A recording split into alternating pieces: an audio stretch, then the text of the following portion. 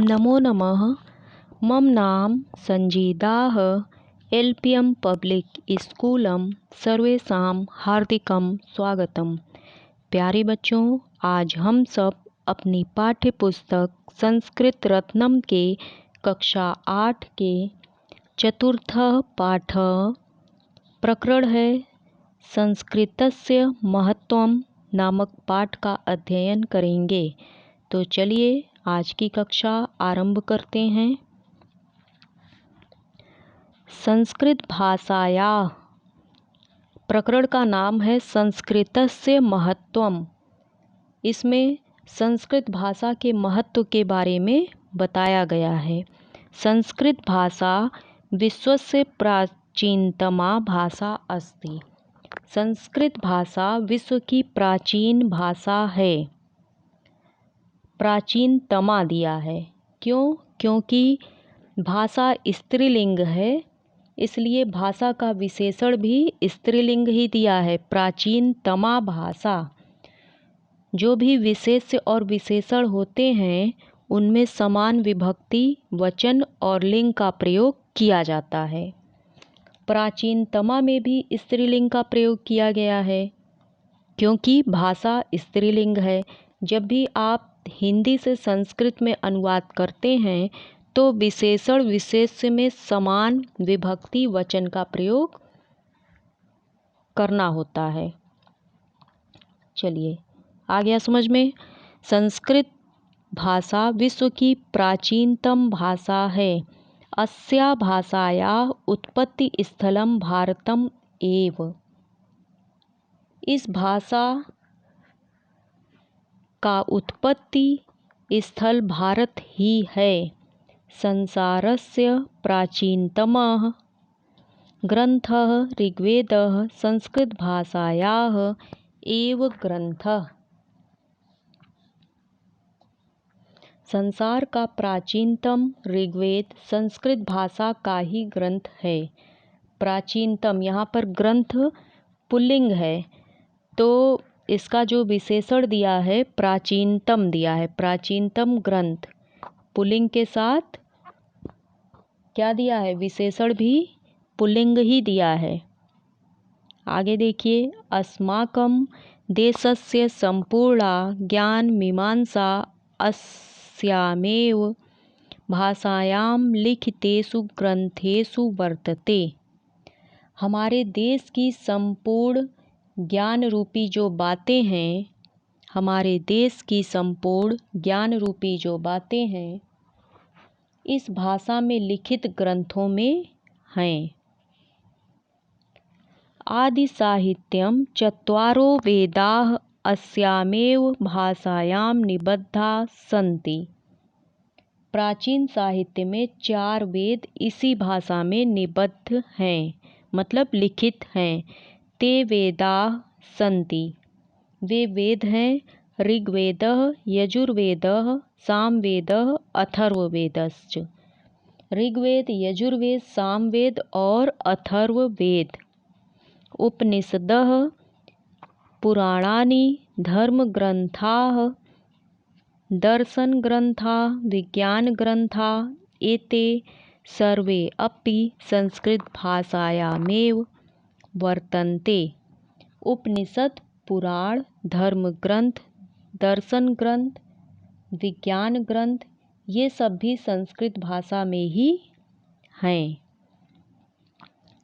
एक बार फिर से देखिए,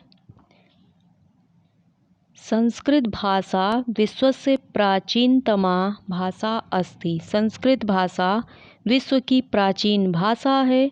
अस्याः भाषायाः उत्पत्ति स्थलम भारतम एव। इस भाषा का उत्पत्ति स्थल भारत ही है।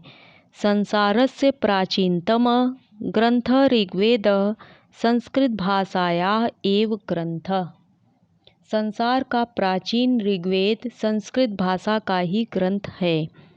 अस्माकं, हमारे देश की संपूर्ण ज्ञान रूपी जो बातें हैं इस भाषा में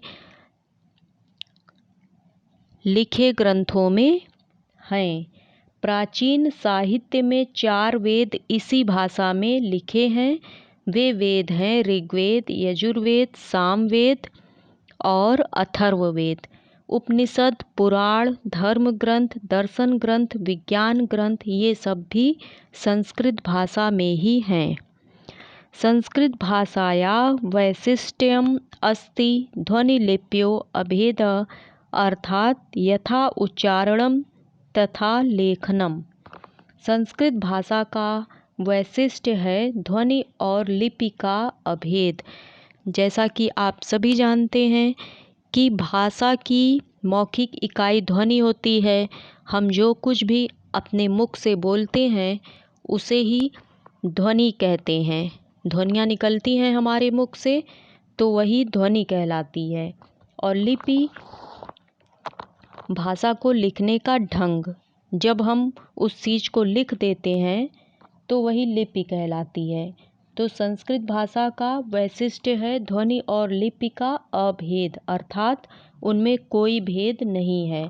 जैसा हम उच्चारण करते हैं वैसी ही वर्तनी होती है, वैसा ही लिखते भी हैं।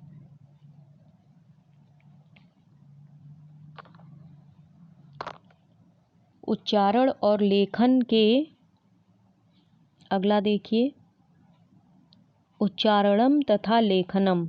ये तो समझ में आ गया, जैसा उच्चारण वैसी वर्तनी। उच्चारण और लेखन के समानता, यहाँ से देखिए, उच्चारण लेखनस्य साम्यम इमां भाषाम अन्यासां भाषाणाम अपेक्षया वैज्ञानिकीं साधयति। उच्चारण और लेखन के समानता इस भाषा के अन्य भाषाओं की अपेक्षा से वैज्ञानिकता को सिद्ध करती है। उच्चारण और लेखन के समानता इस भाषा के अन्य भाषाओं की अपेक्षा वैज्ञानिकता को सिद्ध करती है।